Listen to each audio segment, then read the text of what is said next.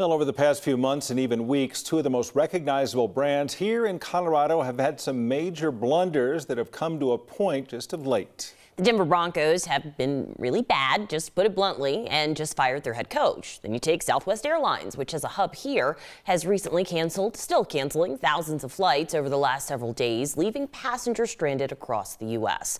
So we want to bring in Professor Darrin Duber-Smith from Metro State University here in Denver.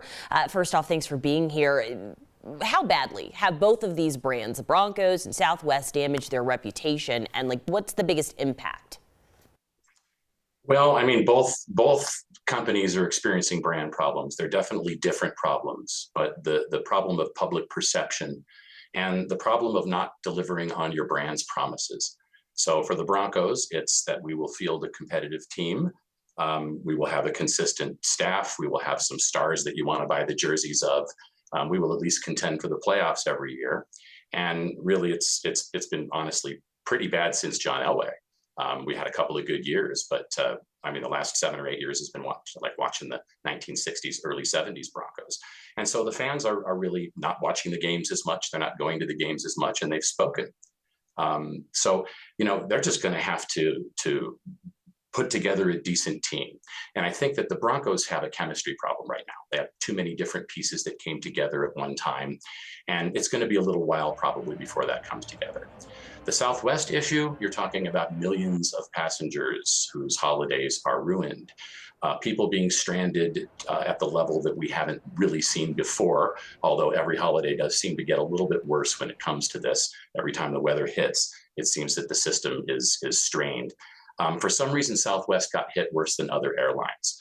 Remember that I think it's 50 or 60% of the cancellations up until today were Southwest. But I think there are plenty of people out there who are angry at other airlines as well.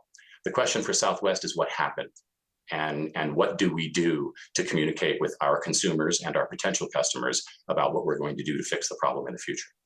I'm going to ask you about that because, the Broncos winning NFL games is tough. It's tough every year, even if you have a good team.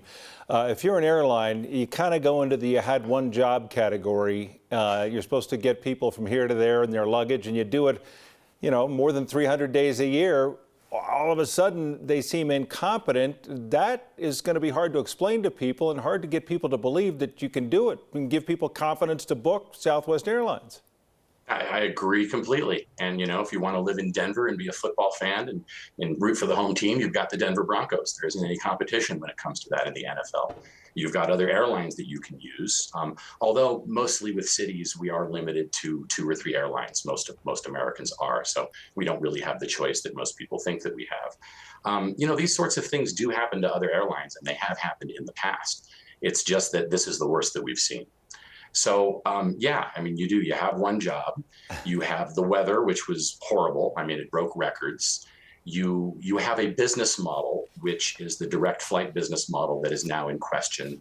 And I think that's one of the things that Southwest is going to be looking at, maybe one of the things that regulators are going to be looking at to see whether there's something in the business operations. Southwest has been around for a very long time, and they've been doing this for a very long time. So I find it hard to believe that the entire operation in just one day just naturally fell apart. I think what we had was a perfect storm of factors. Everything from the weather to this ongoing labor shortage, which has been horrible. People calling in sick, people not being able to get where they need to go. So I really see this as an industry-wide problem. I see this as an air travel problem. And unfortunately, Southwest is sort of taking the brunt of unfortunately for them, they're taking the brunt of the reputation hit. And they're going to need to be the ones that have to do what we call damage control. Yeah. And this is damage control 101 right here. Well, that's it. Apologize. The competency, the efficiency, the execution, whether it's a football team or an airline, is going to be there. The question is, how do you market it to people? How do you tell people that you're back? We'll be following that. We, as always, appreciate your time. It's good to talk to you again. Darrin Duber-Smith. Absolutely. Thanks.